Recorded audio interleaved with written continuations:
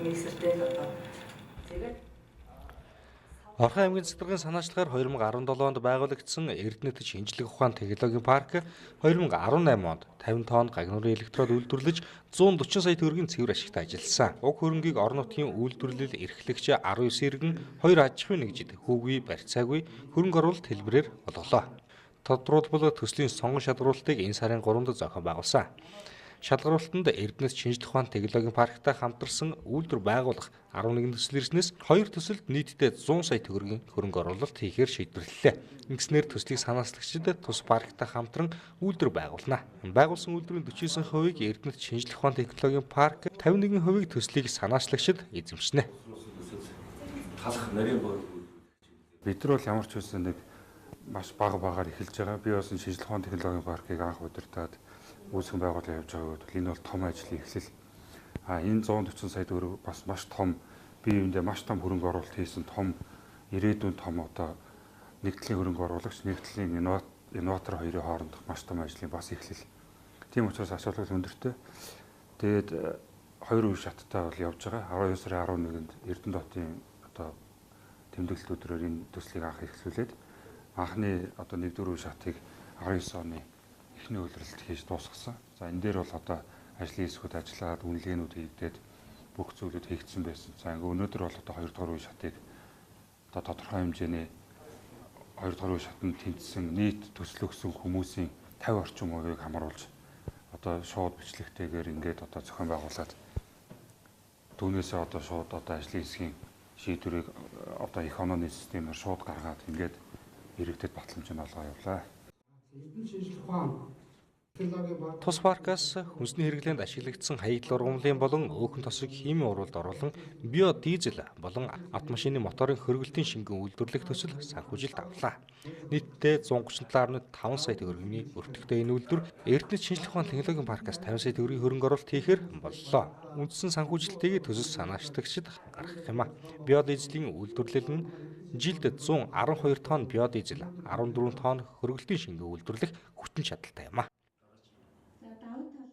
Биодизелийг ашиглалтанд оруулснаар одоо байгаль орчинд ээлтэй нэгдүгээрт эко үйлдвэр болно, хоёрдугаарт Орхон аймагта 11 ажлын байр шинээр бий болгох ийм бас даваа талтай юм төсөл байгаа. Маш олон нэрлээд байвал маш олон даваа тал байгаа л да. Биодизель гэж юу нь яг ямар шингэнийг хэлдэг, түүгээр яг юу одоо ямар юунд ашиглах уу түүнийг. За биодизель гэдэг маань бол малын болон одоо ургамлын гаралтай ашиглагдсан хаягдл тосыг химийн урвалын өөрчлөлт гаргаж авч байгаа одоо метил эфир юм байна. За тэгээ энэс маань бас давхар гэлцрийн гэдэг давир бүтээгдэхүүн гарна. Ер нь бол хаягдл тосноос үйлдвэрлэл явуулж байгаа ч гэсэн эцсийн үр дүнд хаягдл гарахгүй юм маш ашигтай юм бизнес байгаа. Үүнээс гадна Эрдэнэт шинжлэх ухааны технологийн паркаас ажлын бэлгийн үйлдвэрлэл байгуулах төсөлд 50 сая төгрөгийн хөрөнгө оруулалт хийлээ. Энэ үйлдвэрийг байгуулахад нийтээ өртөх нь 110 сая төгрөг. Жилдээ 555 мянган орчим хос бэлгийн үйлдвэрлэж 55 сая төгрөгийн цэвэр ашиг олох юм а. Мөн 9 ажлын байрыг шинээр бий болгохжээ. Бэлий болохоор энгийн бэлий болон хамгаалалттай бэлий. Хүмүүс ерөнхийдөө мэдэх байх л та. Хамгаалалттай гэдэг нэг ирзэний хамгаалалттай, товруутай болон цул ирзэний хамгаалалттай гэдэг.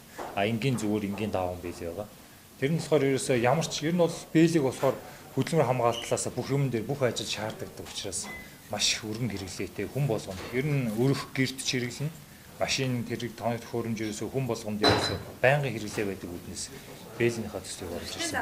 Энэ юм төсөл хамрагдсанаар одоо төсөл маань хэрэгжих болсноор ажлын байр явуулах, ажлын байрыг нэгдүгээр цаанаас Орхон аймгаас гаргуулах боломжтой болж байна. Дээрээс нь 50 сая төгрөг гэдэг бол 50 сая төгрөгийн үйлдвэрөө 40 том тий үйлдвэрийнхаа 49%-ийг санал болгоод тэр ерөнхийдөө бүрэн боломжтой үйлдвэрлэлээ явуулах боломжтой болчих гэсэн.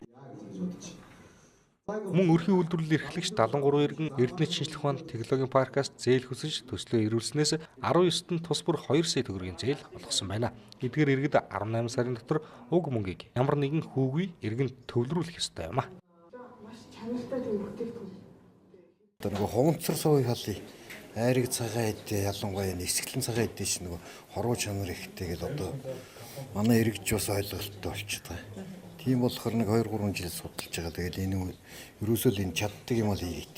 Модон торхнууд гэсэн үг. Одоо нэг хунцар хөгсөн хүнтэйг л зах дээр одоо нарантай байл цус намар чинь зогсдог шүү дээ. Борлуулаад зараад. Тэрийг л багчсан шийдээ. Би өөрийнхөө тамирын хослыг бол нөгөө хүмүүс нөгөө өдөр тутам бараг л тамирын хослыг байнга хүмүүсдэг, амралтын өдөр бол байнга хүмүүсдэг болохоор айгүйх боломжийн болов. Тэгээ нөгөө би сая нөгөө оюутлахад ажилтдаг дүүдээ бас өгч явуулсан чинь бас тэндээс ийм цамц оёод өгч гэсэн санал ирсэн байхгүй. Тэгээ нөгөө нэг бас яг үйлдвэрийн нөгөө нэг олноор нь үйлдвэрлэх гэхээр нөгөө нэг ахын оюутлын машин хүчрэхгүй учраас би оюутлын машин эхний ээлжинд хөрөнгө оруулалтаар үсье гэдгээр нь өссөн. Ийхүү Эрдэнэт шинжлэх ухааны технологийн паркийн өрхийн үйлдвэрлэл эрхлэгчид олгосон хөрөнгөө эргэн төвлөрүүлж хамтарсан үйлдвэрээс авах ногдол ашгаа цаашид тогтмол хүүгүй барьцаагүй зээл хэлбэрээр иргэд аж ахуй нэгж байгууллагуудад олгох юм а. Орхон аймгийн засаг дарга Дамбын Батлуут 2016 онд үүрэгт ажилдаа томилогдсон даруйда Эрдэмтдийн зөвлөлийг байгуулж 2017 онд Эрдэнэт шинжлэх ухааны технологийн парк орон нутгийн өмчөд аж ахуйн тооцоод үйлдвэрийн газрын үйл ажиллагааг эхлүүлж байсан. Тус паркийн гагнуурын электродын үйлдвэр 2018 онд Эрдэнэт үйлдвэрийн хэрэгцээг 100% хангаж олсон ашгаа ийхүү үйлдвэрлэл эрхлэгч аж ахуй нэгжүүдэд хүүгүй барьцаагүй зээл хөрөнгө оруулалт хэлбэрээр олголоо. За дараагийнх нь наран болт. Гэн наран болт. Сэрэн дураа.